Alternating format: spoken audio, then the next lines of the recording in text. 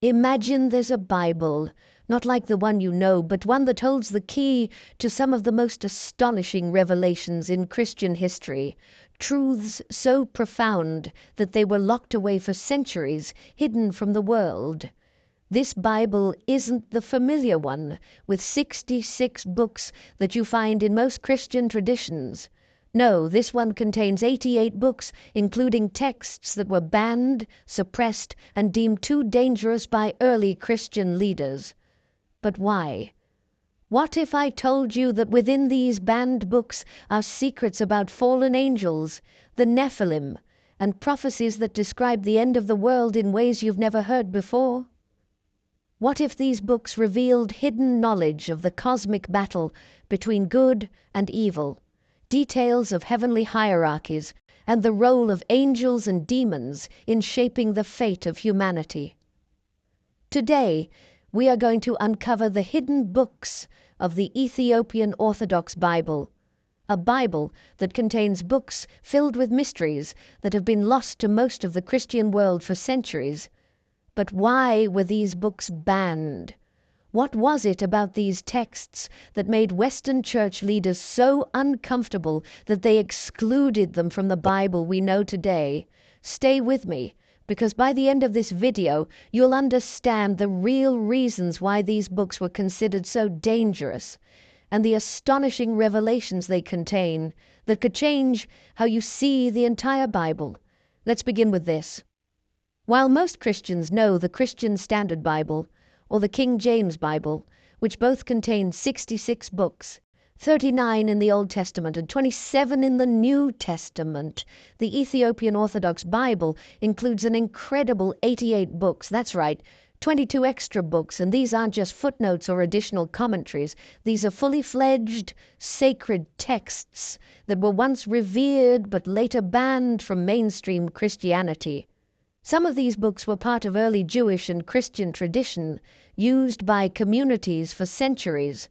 They contain prophecies, cosmic visions, and stories of the ancient world that you won't find anywhere else.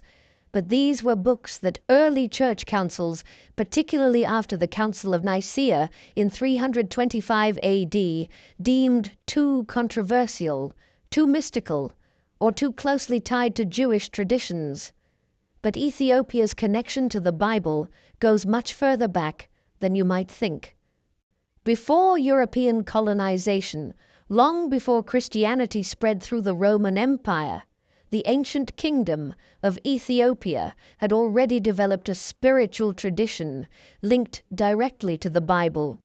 The roots of Ethiopian Christianity stretch all the way back to the 4th century AD, when the Kingdom of Aksum officially adopted Christianity as its state religion. In fact, Ethiopia became one of the first nations in the world to adopt Christianity, centuries before many Western nations. And from that time, the Bible, written in Ge'ez, an ancient Ethiopian language, became central to Ethiopian religious life.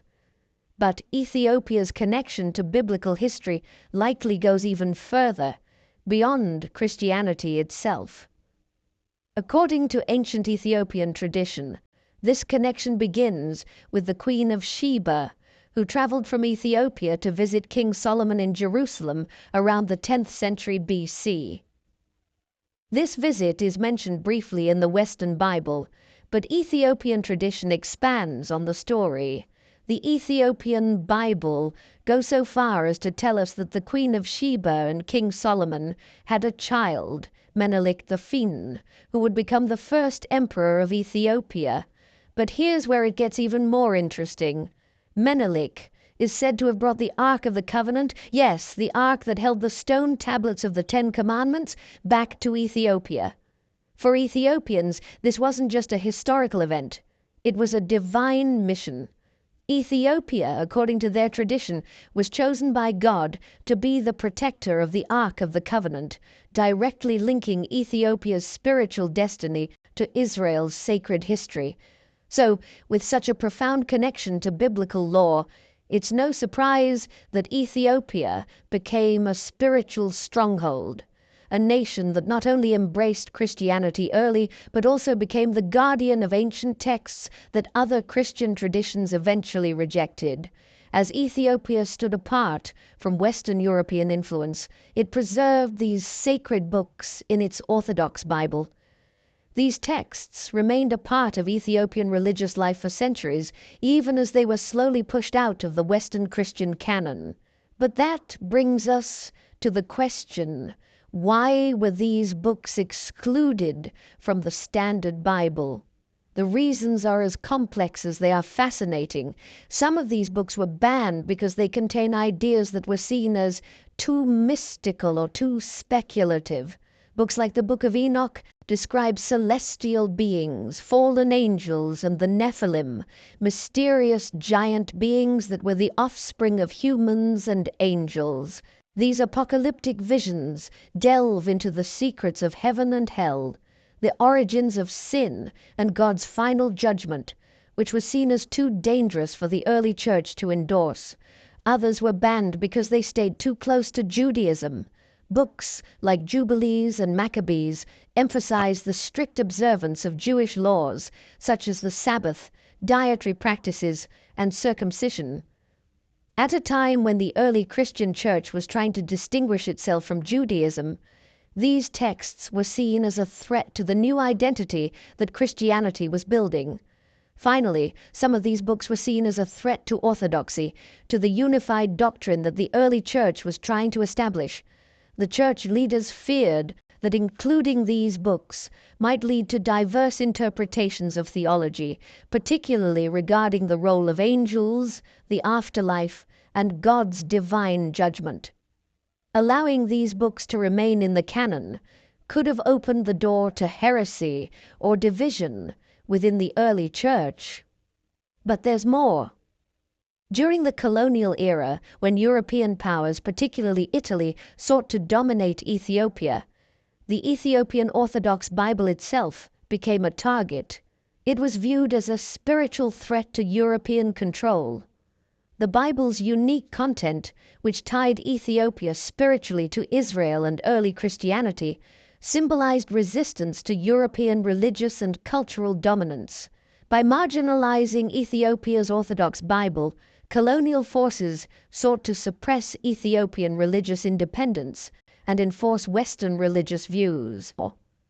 This is Deep Bible Stories. Don't forget to like this video, subscribe, and share it with anyone who's ready to dive deep into the Bible's hidden secrets. To understand why the Ethiopian Orthodox Bible includes so many books that were excluded from the Standard Christian Bible, we first need to explore Ethiopia's unique place in biblical and Christian history. Let's begin in the 4th century AD, a time when much of the world had yet to fully embrace Christianity. In the midst of this, the kingdom of Aksum, a powerful civilization located in what is now modern-day Ethiopia, became one of the first nations in the world to officially adopt Christianity as its state religion. This moment solidified Ethiopia's identity as a Christian nation and made it one of the oldest continuously Christian countries on earth. But how did this come to be? According to ancient Ethiopian history, the spread of Christianity into Ethiopia was not a result of European missionaries, as many might assume. Instead, the Ethiopian Orthodox Church traces its roots back to the Apostle Philip and the conversion of the Ethiopian eunuch, as recorded in Acts 8:26-40. This Ethiopian court official, baptized by Philip, brought the Christian faith back to Ethiopia, marking the beginning of the Ethiopian Christian tradition. Within a few centuries, this small movement became the state religion of the powerful kingdom of Aksum. It was through the Coptic Church of Alexandria that Christianity formally took root in Ethiopia, leading to the translation of the Bible into Ge'ez, the ancient Ethiopian language. And as Christianity spread throughout the Aksumite kingdom, it wasn't just the 66 books that were included in their Bible. Ethiopia's unique history meant that it had access to a wide range of Jewish and early Christian texts. This early adoption of Christianity also helped Ethiopia maintain its spiritual independence from the rest of the Christian world. As the Roman Empire and the Western Church worked to solidify a single biblical canon, Ethiopia remained on the periphery of these debates, free to preserve its ancient traditions and texts. As a result, the Ethiopian Orthodox Bible contains not only the familiar books of the Old and New Testaments, but also additional texts that offer profound insights into early Jewish and Christian theology. But Ethiopia's connection to biblical history goes even deeper than the early spread of Christianity. To understand the full picture, we have to go back much further, 1,000 years before Christ, in fact. According to Ethiopian tradition, the roots of Ethiopia's biblical connection begin with a remarkable woman, the Queen of Sheba. This powerful queen is mentioned briefly in the Western Bible in 1 Kings 10:1 through 13 and 2 Chronicles 9. According to these accounts, she traveled from the distant land of Sheba, believed by Ethiopians to be modern-day Ethiopia and Yemen, to meet the great King Solomon in Jerusalem. But while the Western Bible gives us only a glimpse of her visit, the Ethiopian Bible tells a much richer story. According to the Kebra Nagast, an ancient Ethiopian text that forms a cornerstone of Ethiopia's national and spiritual identity, the Queen of Sheba, known in Ethiopia as Makeda, and King Solomon had a child together, Menelik, who would go on to become the first emperor of Ethiopia. What makes this story even more extraordinary is the claim that when Menelik grew older, he visited his father Solomon in Jerusalem. Upon his return to Ethiopia, he is said to have brought with him one of the most important artifacts in all of biblical history, the Ark of the Covenant. That's right. According to Ethiopian tradition, the Ark of the Covenant, the sacred chest that held the stone tablets of the Ten Commandments, has been kept in Ethiopia for centuries. This deep and enduring connection to Israel's sacred history has shaped Ethiopian Christianity in profound ways. For Ethiopians, the Ark of the Covenant represents a divine mission that links Ethiopia directly to God's chosen people, Israel.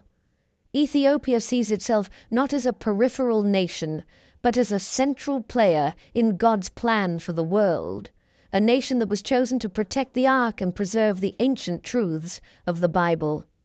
While Western Christianity was busy shaping and narrowing the biblical canon, Ethiopia was safeguarding the full breadth of early Christian and Jewish texts.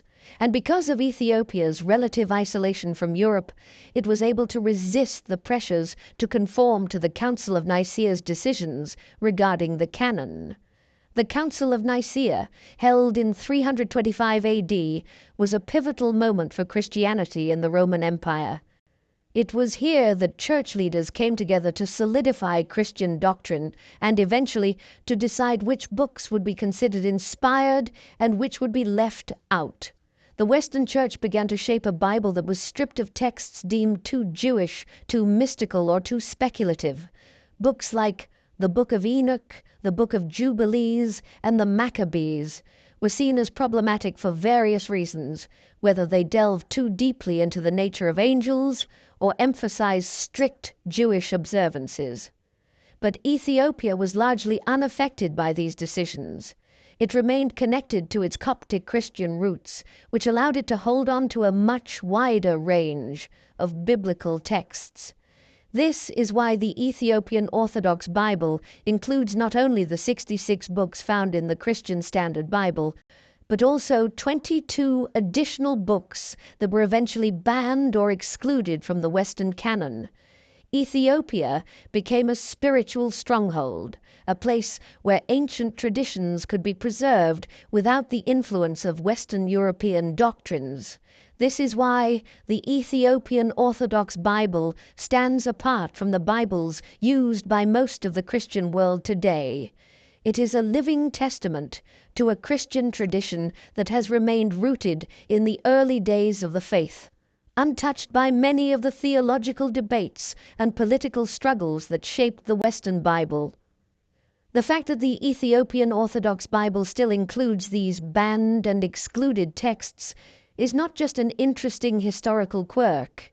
It's a reminder that there were once many different interpretations of what should be included in the Bible, and that many of the texts that were discarded by the Western Church still have profound spiritual significance. For instance, the Book of Enoch offers a vivid description of fallen angels, their interactions with humanity, and their eventual judgment. It is a text that influenced early Christian thought about the nature of evil and the end times. Meanwhile, the Book of Jubilees provides a Jewish perspective on biblical history that includes new insights into the lives of the patriarchs and the importance of angelic beings in guiding humanity. These texts offer us a glimpse into a lost part of Christian history, a time when theology was still being formed and the boundaries of orthodoxy were still being debated. For Ethiopia, these books were never banned. They have always been a part of its religious life and have been treated with the same reverence as the more familiar texts of the Old and New Testaments. So why, exactly, were these books banned? What was it about these sacred texts that led the Western Church to declare them unfit for the Bible? The reasons are as complex as they are fascinating, involving not just theological concerns but also political and cultural struggles. In this section, we'll dive deep into the real reasons why these books were pushed aside by the early Christian leaders and why Ethiopia chose to keep them. One of the first reasons these books were excluded has to do with their mystical content, the deeply spiritual and often speculative nature of their teachings. Many of the banned texts, like the Book of Enoch and the Book of Jubilees, explore themes that can be considered esoteric, focusing heavily on the celestial realm, the hierarchy of angels, and the interactions between heavenly beings and humanity. For instance, in the Book of Enoch, we find a vivid account of the Watchers, a group of fallen angels who descended to earth, interacted with humans, and ultimately led to widespread corruption through their offspring, the Nephilim. These angels not only rebelled against God, but they also imparted forbidden knowledge to humans, such as the secrets of warfare, magic, and astrology. This type of narrative is far removed from the more straightforward message of salvation that dominates the Western Bible. The Western Church, particularly after the Council of Nicaea in 325 AD, viewed these speculative teachings with suspicion. They were seen as distractions from the core tenets of the Christian faith, the life, death, and resurrection of Jesus Christ. Early Christian leaders feared that focusing too much on angels, cosmic battles, and the apocalypse would confuse believers or lead them into mystical interpretations of Scripture, diverting attention away from the message of salvation. This emphasis on speculative theology led the Western Church to exclude books like the Book of Enoch, which was once widely read by early Christian communities, particularly among the Essenes, a Jewish sect that many scholars believe influenced early Christian thought. While books like Enoch offered detailed insights into the spiritual realms and the fall of angels, the Roman Catholic and Eastern Orthodox churches eventually decided that these books offered too much speculation on the unseen world. In contrast, Ethiopia viewed these texts not as distractions, but as integral parts of understanding the spiritual battle between good and evil. Ethiopian Christianity embraced the mystical elements of these texts, understanding that they shed light on the heavenly realm and the mysterious workings of God's creation. Another significant reason many of these books were banned is because of their close ties to Jewish traditions. Books like the Book of Jubilees and the Maccabees emphasize strict adherence to Jewish laws, such as the Sabbath, circumcision, and dietary practices. These books were written in a time when Judaism was not yet fully separated from what would become Christianity, and they reflect a worldview that places great importance on following the Mosaic law. For example, the Book of Jubilees, also known as Little Genesis, presents a retelling of biblical history from creation to the giving of the law at Mount Sinai.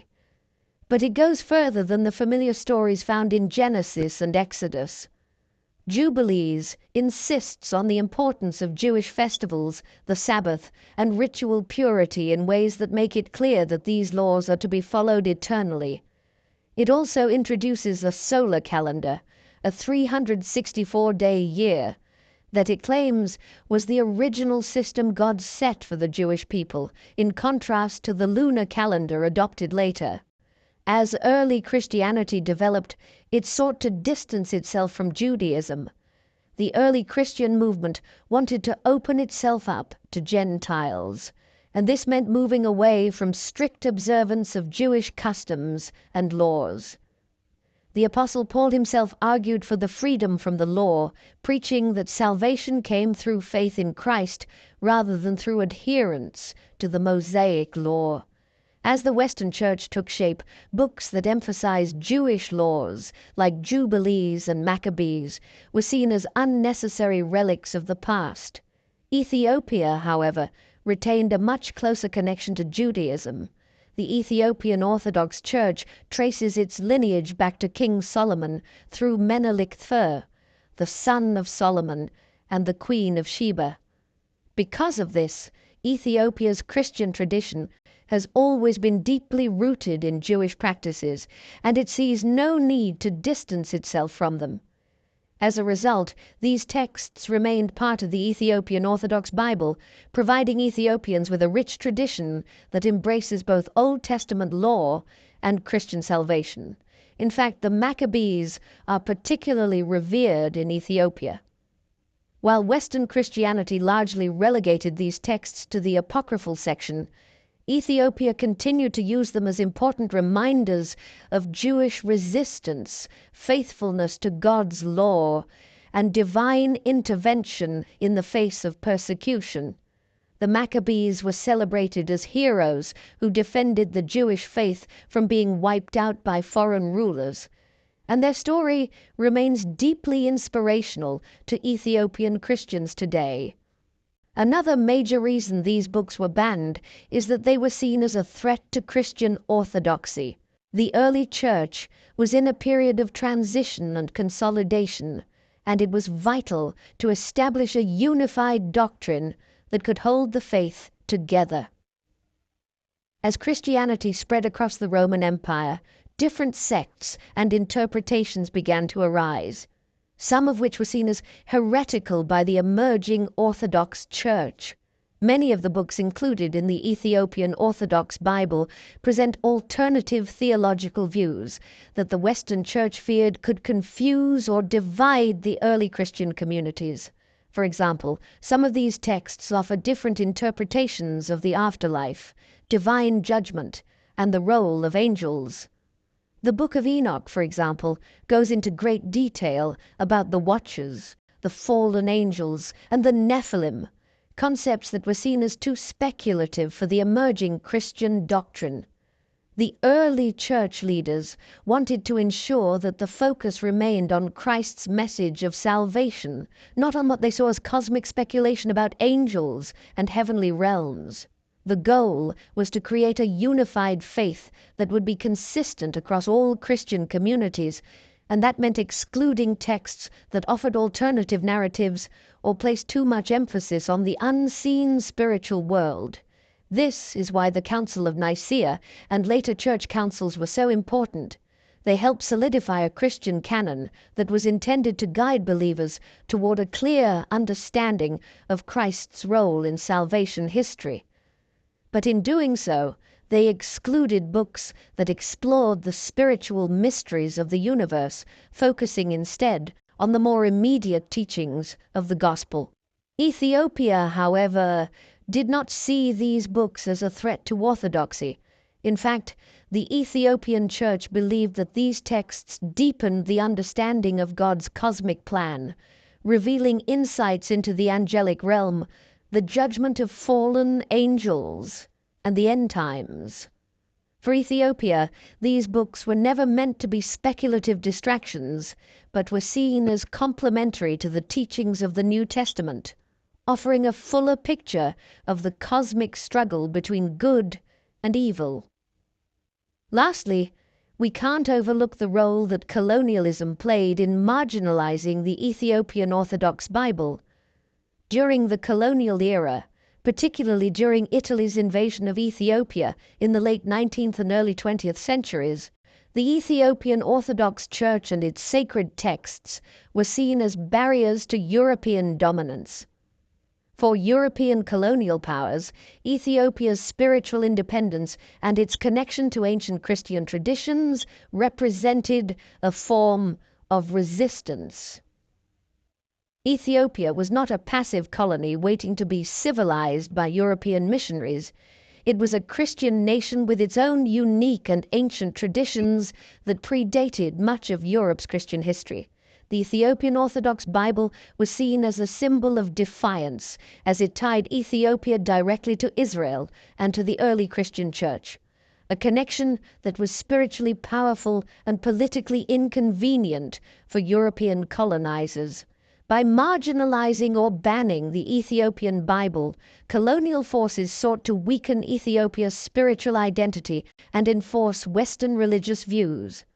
In the same way that Ethiopia's physical resistance to colonial rule made it a symbol of African independence, its religious resistance through the preservation of its Orthodox Bible made it a spiritual stronghold. Ethiopia's unique Bible, filled with banned books and extra texts, was seen as a threat to the Western religious order, one that challenged the dominance of Catholicism and Protestantism. Do you think colonial forces were threatened by the spiritual independence of Ethiopia? Share your thoughts on how this played a role in the suppression of the Ethiopian Orthodox Bible. Now that we've explored why these books were banned, it's time to dive into the secrets these books hold. Each of the texts within the Ethiopian Orthodox Bible offers profound revelations about spiritual realms, ancient history, and God's divine plan. Let's take a deeper look at these banned books and what they reveal about the unseen world, prophecies, and even the end of days. You'll see why Ethiopia preserved them and why they're more important now than ever. Perhaps the most famous of the banned books, the Book of Enoch, takes us deep into the cosmic order and the heavenly realms. But this is not a simple vision of angels and demons. This book gives us a detailed look at the rebellion of angels, their interactions with humans, and their eventual judgment. The first section of Enoch, known as the Book of Watchers, begins with a startling revelation. 200 angels, known as the Watchers, were sent by God to watch over humanity. However, they fell from grace when they became infatuated with human women. These angels, led by Semjaza, defied God's command and descended to earth, where they took human wives and produced the Nephilim, a race of giants described as violent, corrupt, and destructive. What makes this story so powerful is that these fallen angels didn't just break God's laws. They also imparted forbidden knowledge to humanity. They taught humans the secrets of warfare, sorcery, cosmetics, and astrology, all seen as corruptions of God's natural order. This knowledge, passed down by the fallen angels, caused chaos on earth, and the Nephilim, the violent offspring of angels and humans, contributed to the moral decay of the world. Their violence and wickedness was so great that God decided to send the great flood to cleanse the earth of their influence. But before the flood, God sent the archangels Michael, Gabriel, Raphael, and Uriel to intervene. Their task: to capture the rebellious watchers and bind them in the abyss, where they would remain until the day of judgment. These watchers, along with their offspring, were seen as so corrupt that God wiped them from the face of the earth. But their legacy continues to haunt humanity. Would you like us to do an entire video diving deeper into the Book of Enoch and the rebellion of the angels? Let us know in the comments. In another section of Enoch, known as the Book of Parables, we get a glimpse into the apocalyptic visions of Enoch, where he foretells the coming of a messianic figure called the Son of Man. This figure is portrayed as a divine judge who will execute judgment over both humans and angels. What's fascinating is how closely this Son of Man resembles Jesus Christ, who is referred to by the same title in the New Testament. Enoch's vision speaks of a final judgment where the wicked, including the fallen angels, are cast into a fiery abyss, while the righteous inherit eternal life. This section of Enoch paints a vivid picture of the cosmic battle between good and evil, where the angels, demons, and humans all face their final judgment before the throne of God. One of the lesser-known sections of Enoch, the astronomical book, reveals the secrets of the cosmos.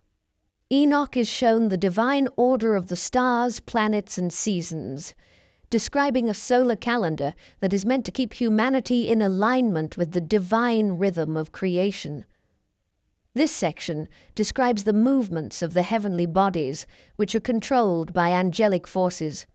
The sun, moon, and stars don't just move at random. They follow a precise pattern established by God and enforced by his angels. The book even warns that humans must follow the solar calendar rather than the lunar one to remain in sync with God's creation. The Ethiopian Orthodox Church still follows this solar calendar today, a testament to its ancient roots in Enoch's revelations. Next, we turn to the Book of Jubilees.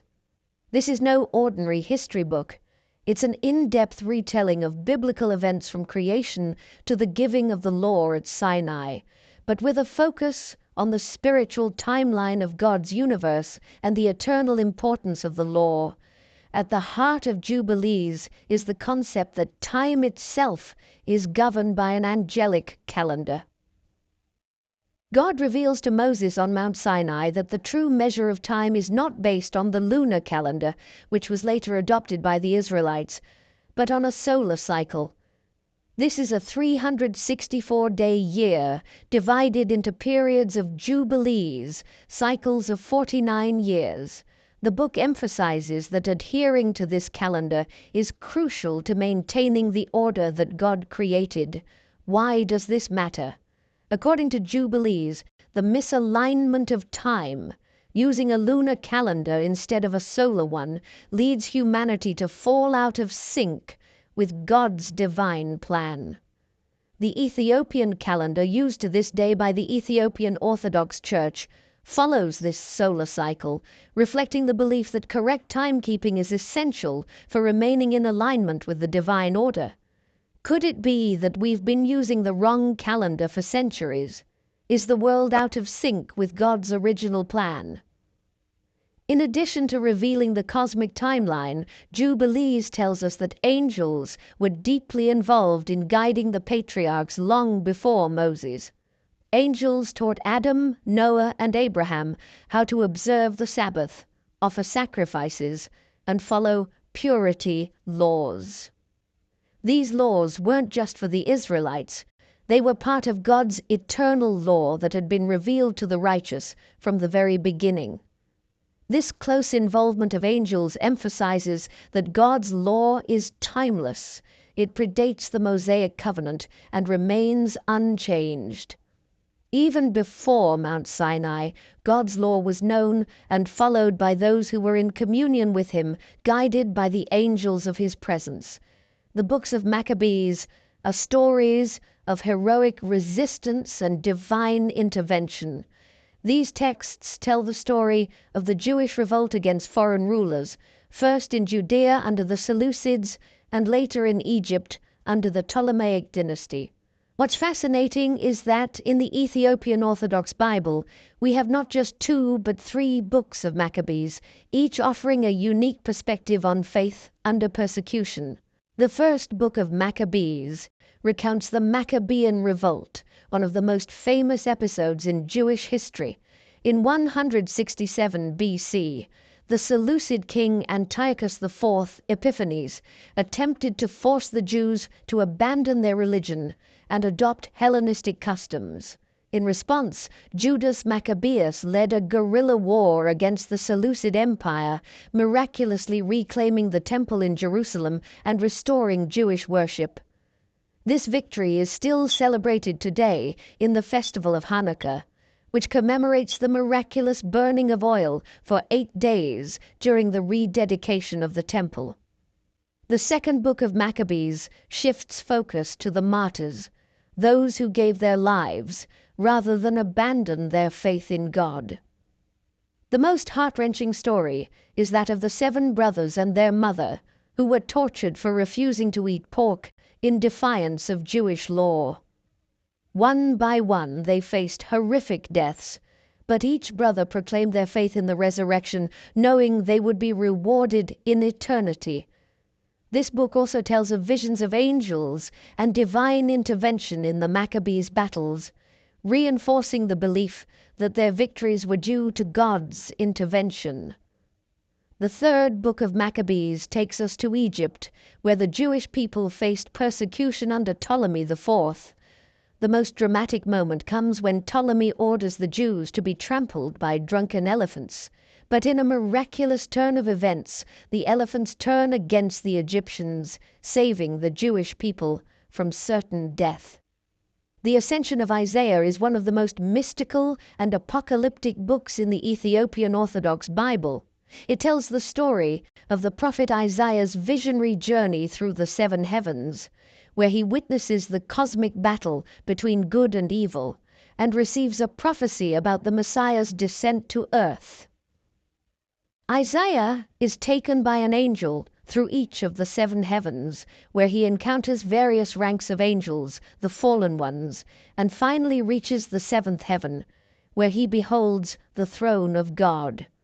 The description of the seraphim, cherubim, and other celestial beings offers one of the most detailed accounts of the heavenly hierarchy in early Christian literature. But the climax of Isaiah's vision is the descent of the Messiah. Isaiah sees the Son of God descend from the 7th heaven, taking on human form, living a humble life, and ultimately suffering death at the hands of Satan's forces. But the vision doesn't end there. Isaiah witnesses the Messiah's victory over Satan, his resurrection, and his return to heaven, where he is exalted as the ruler of all. Finally, we turn to the book of Baruch and the letter of Jeremiah. These 2 texts were written during the Babylonian exile, offering powerful reflections on sin, repentance, and the consequences of idolatry. In Baruch, we find a lament over the destruction of Jerusalem, coupled with a heartfelt confession of sins. The text emphasizes that the exile was not just a political disaster, it was the result of Israel's disobedience to God. But Baruch also offers a message of hope. If the people repent and return to God, they will be restored. The letter of Jeremiah delivers a stark warning against idolatry. Jeremiah mocks the pagan gods of Babylon, pointing out their powerlessness and lifelessness. He urges the exiles to remain faithful to the one true God, who alone can deliver them from their suffering. As we've explored the incredible depth of the books included in the Ethiopian Orthodox Bible, one thing becomes clear. These texts hold far more than just ancient stories. They contain prophecies, spiritual insights, and warnings that resonate not only with the early Christian and Jewish communities, but with us today. In fact, many of the themes found in these books speak directly to the modern world and may even hold the keys to understanding future prophetic events. One of the most striking features of the Ethiopian Orthodox Bible is its detailed exploration of the angelic realm and the ongoing spiritual battle between good and evil. Books like The Book of Enoch, the Ascension of Isaiah, and Jubilees all offer vivid descriptions of angelic hierarchies, fallen angels, and their influence on the world. But why does this matter today? In many ways, the battle between good and evil has not ended. The idea of spiritual warfare, angels and demons influencing human events, is still a central theme in Christian theology. While these banned books may seem otherworldly or too speculative for some, they shed light on the hidden forces that are still at play in our world today. Ephesians 6:12 reminds us that our struggle is not against flesh and blood, but against the rulers, against the authorities, against the powers of this dark world, and against the spiritual forces of evil in the heavenly realms. Could it be that the Book of Enoch's description of the Watchers, their rebellion, and the corruption they spread among humanity still has modern relevance? Could these texts provide us with a deeper understanding of the spiritual battle that is happening all around us, even now? Several of the banned books in the Ethiopian Orthodox Bible contain prophecies about the end times, and these prophecies seem to offer clues that align with both biblical eschatology and current events. In the Book of Enoch, we see detailed visions of the coming judgment, where both humans and fallen angels will face their final reckoning. The description of the Son of Man executing divine judgment over the wicked paints a clear picture of the messianic role that Jesus would later fulfill in the New Testament. But Enoch's prophecies don't stop there. They include detailed visions of the final battle between good and evil, the destruction of evil forces, and the ultimate restoration of righteousness on earth. Similarly, the Ascension of Isaiah gives us a dramatic vision of the Messiah's journey from the heavenly realms to earth, where he battles Satan and eventually triumphs over him. These visions speak of a cosmic conflict that is not bound by time, but is still unfolding as we speak. In today's world, where we are witnessing unprecedented global conflicts, natural disasters, and spiritual unrest, many are asking, are we living in the end times? Could the prophecies found in these banned books be pointing us toward the final events of human history?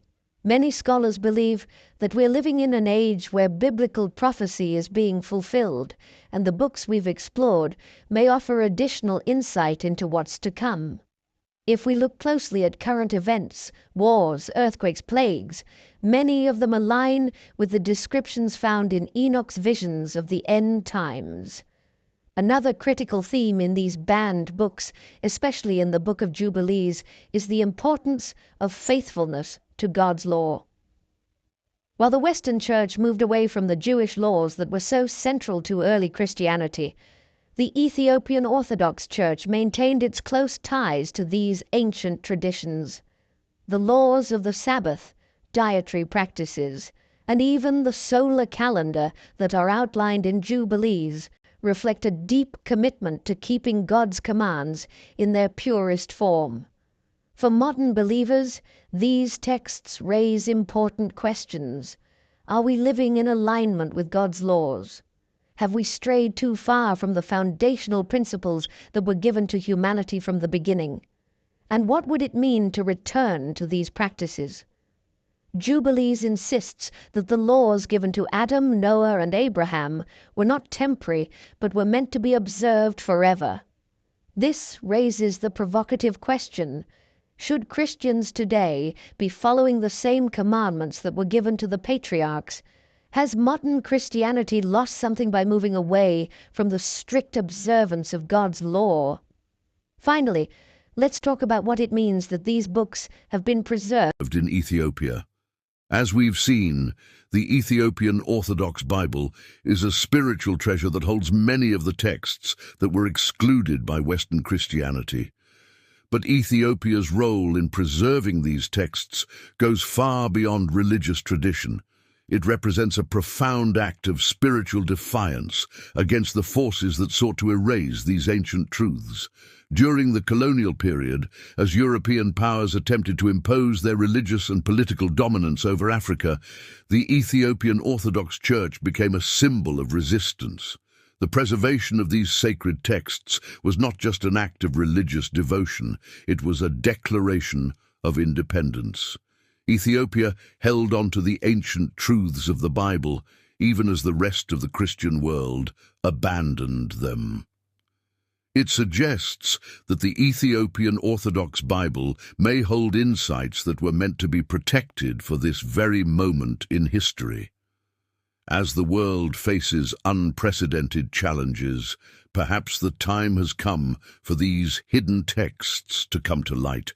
We've taken a deep dive into the banned books of the Ethiopian Orthodox Bible, from the mystical visions of Enoch to the prophecies of Isaiah, to the heroic resistance of the Maccabees. Each of these books holds secrets and revelations that challenge our understanding of the Bible and Christian history. But these texts may be more than just relics of the past. They may hold the keys to understanding the future. As we face a world filled with uncertainty, spiritual unrest, and growing global conflict, it's worth asking, have we been missing something?